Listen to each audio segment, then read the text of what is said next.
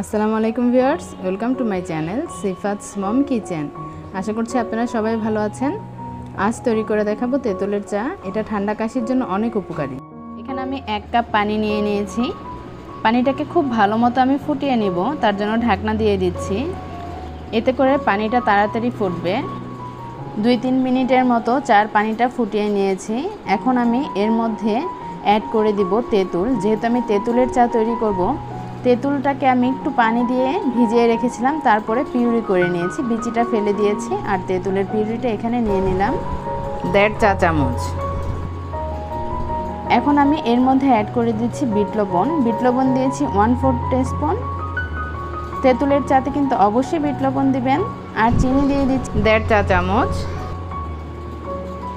আর চিনিটা আপনারা আপনাদের পছন্দ মতো অ্যাড করবেন। এর মধ্যে দিয়ে দিচ্ছি চা পাতা, হাফ চামচেরও কিছুটা কম।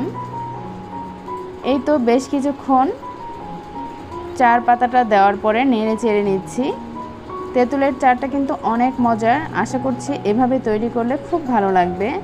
আর এরপর আমি ঢাকনাটা দিয়ে দিলাম 1-2 মিনিট।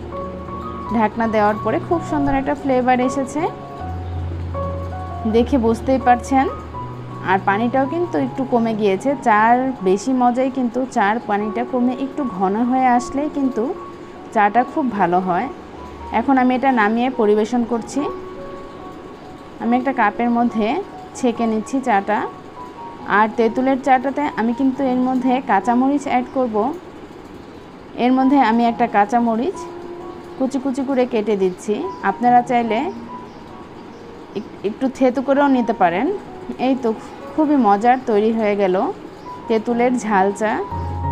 আশা করছি আমার আজকের এই চার রেসিপিটি আপনাদের ভালো লাগবে। ভালো লাগলে অবশ্যই কমেন্টস করে জানাবেন। আর আমার বাসায় কারো ঠান্ডা লাগলে আমি এভাবেই চাটা তৈরি করে খাই। এতে করে ঠান্ডাটা খুব তাড়াতাড়ি ভালো হয়ে যায়। ভালো থাকবেন, আল্লাহ হাফেজ।